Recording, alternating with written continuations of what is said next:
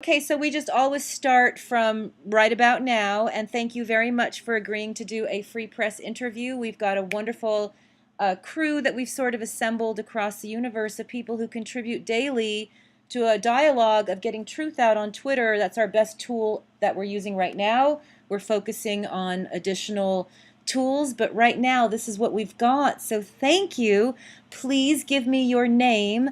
And let's let people know in a line or two just how deep your background is. Right. My pleasure to be on with you. And David Reiss. I'm a psychiatrist, been a psychiatrist for 30 years, basically adult psychiatrist, currently practicing on both coasts. I've been active with the media for about 10 years and on all sorts of issues related directly and indirectly to mental health, but actually never politically until the current regime. Yes, and it's very interesting because I too am a 30-year veteran of media, both in print and in television and in myriad ways. And it never behooved anybody to talk about their politics publicly. Your friends knew what you felt. You know, there were decades that shifted you around, but the bottom line as a professional, it doesn't behoove you. This was different. You not only put your name on a book, you contributed to a very profound book, and let's hear about that. Yeah, I mean, I've been out there for a while. At first, I wrote a couple articles for The Hill, which were more neutral, but not really partisan, but saying what I thought about some of the things Trump was saying. Because I've done work with athletes and the whole concussion issue, and when he made statements about concussions are no big deal, I addressed that. Then I moved on to some articles on HuffPo that were more about my impressions of Trump more specifically. And then I was honored to be asked to join the book from the group from Yale, the Duty to Warn group. And I did my chapter, which my chapter focuses actually on the cognitive issues, even though that's not really, I'm not a neuropsychiatrist, but I addressed it from the point of view of if this person walked into my office and I had the information that we have publicly, what would I be concerned about? What would I do? And more generally, how do we protect ourselves from a president who's impaired? Exactly. And now since we serve humanity for free press, we don't have an agenda. This is something we do on our own time with a group that really inspires us. What are the 4 or 5 best tools that you can impart to America right now so they can understand what's at foot, what's happening here? Well, of course, there's been a lot of writing about narcissism, and there are many people who've written good articles about it, and I and a few other people have written a bit. But understanding narcissistic personalities and understanding basically people who don't have empathy and whose needs are always their primary focus, being that it's their own needs that they're focusing on, is most important to understanding Trump. I mean, I hear even a lot of the talking heads on TV saying, well, why did he do this? Why did he do that? Well, if you look at it from the focus of it, he did it because it made him feel better at the moment. Yes. You get your answer. And consistency doesn't matter. Honesty doesn't matter. And I'm not even talking about policy, left, right, Republican, Democrat. Of course. We're just talking about the manner of his approaching issues, if it's even approaching issues other than what makes him feel good. Absolutely, and I'm going to keep mining that brain of yours, but I want to ask you on that note, I am a student of the sociopath. We've all been charmed by various neo-you-know-whats. I call them neo-douches, some are neo-douche juvies, some call them neocons. Very smart people in all kinds of different forms, and we learn from them politically. But I have watched family after family protect the malignancy of the natural-born sociopath. Do we have a natural-born sociopath without the capacity and empathy that most people are born with, i.e., I believe Ted Bundy may have been a bit of engineering of both. I, too, am not an expert, but I believe he may have been born and then environmentally into a bad situation, and here you go. Or is this something accumulated over time by an unloved child who never learned to love himself? What are we looking at?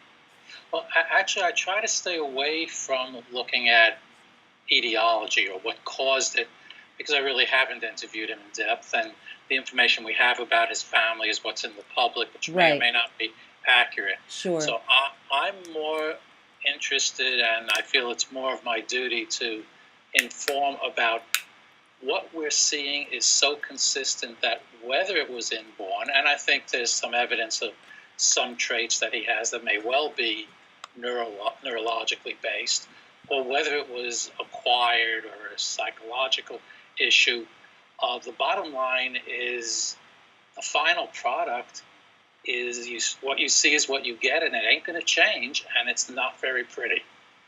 No, it's not. And this is why I've learned from my various mentors across the political spectrum that we don't win with baseball bats. We win with olive branches. There are people who only get their information from TV. There are people who do not read. Either education failed them, they don't have the time, or they believe TV and Facebook may be the answers to what their needs are. And the truth is, we lost to some slogans and to people who don't read.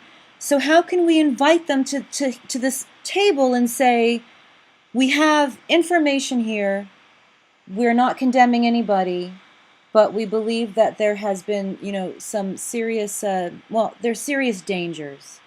That's an excellent question. I wish I had an answer for it.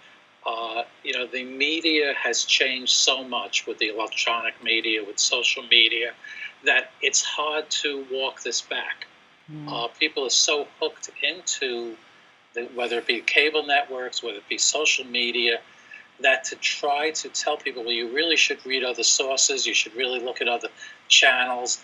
At this point, I'm not sure that's going to work. Right. Maybe 5 years ago we could have made more of an impact. We really didn't see the danger coming in some ways, although in some ways we did. There have been writings on it. Yeah.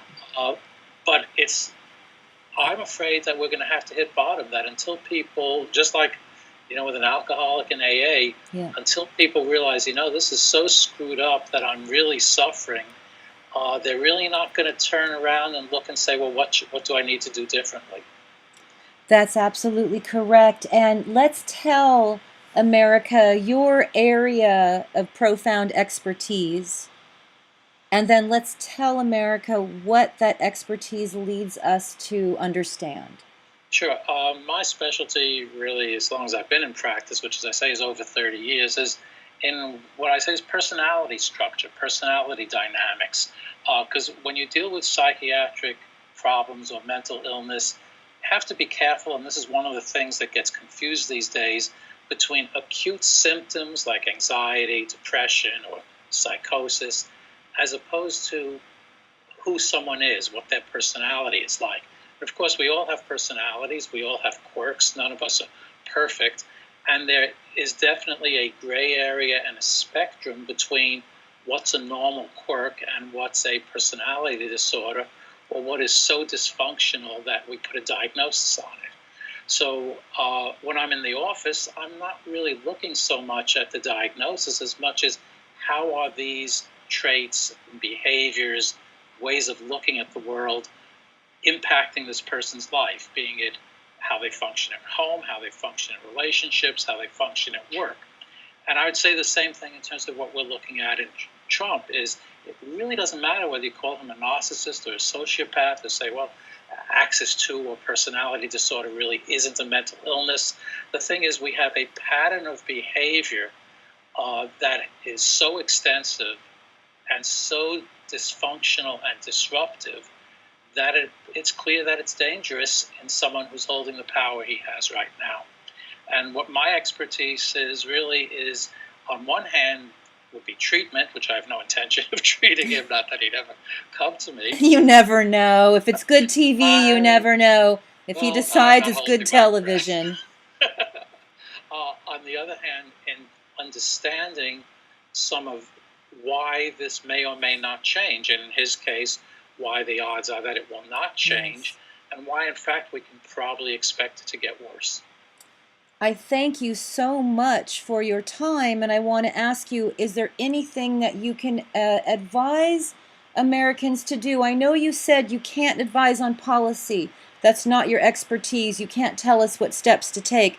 But what can we do other than what I always try to remind America and the rest of the world is most of this world is beautiful and people love each other.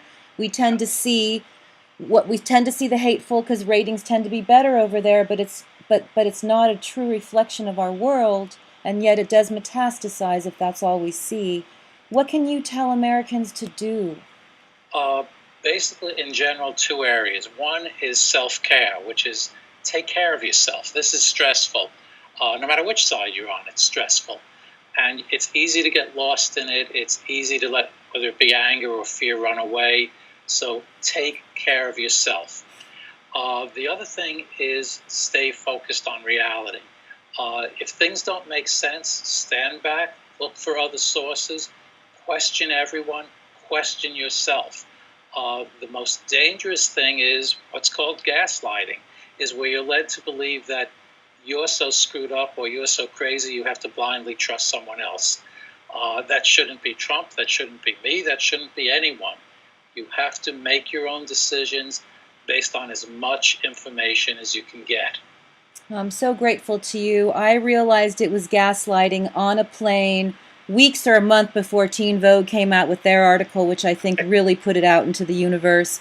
I was Yes. sitting on a plane before Thanksgiving and I realized, oh my God, it was all right there. And we all came to it at a different time, and it all took us different, kind of intersectionality to sort of get together. But here we are. And last but not least, I want to give you an opportunity to tell people the name of your book, where to find it, and why they should be excited about reading it and not scared, just reinforced with facts. Right. The name of the book is The Dangerous Case of Donald Trump. It's available on Amazon and all the other websites. It's 27 mental health professionals and a couple of other people who have expertise, including Tony Schwartz, who wrote The Art of the Deal, Yeah. providing different opinions. And as we said, we're not providing political solutions. As a matter of fact, we're not really looking at political policy. We're describing what's going on, and we're describing what we see as the danger of what's going on. A lot of the opinions are similar, but coming from different theoretical backgrounds, and I think they all very nicely come together to provide an understanding of where we are, why it's dangerous, and why there should be a process for dealing with it, but unfortunately there isn't right now. You are right, and I want to thank you for your bravery and your service, because it's people like you that reinforce all of us who put our careers and our hearts on the line to try to do right by our country. I'm a daughter of immigrants. I have no choice. Yeah. Yeah. Well, thank you very much. And if anyone wants to see my writings, they're all basically threaded on my homepage on Twitter, which is at DMR Dynamics, as one word. And thank you very much for the opportunity to speak with you. Thank you. And again, thank you for your kindness. Ciao, ciao. Thank you.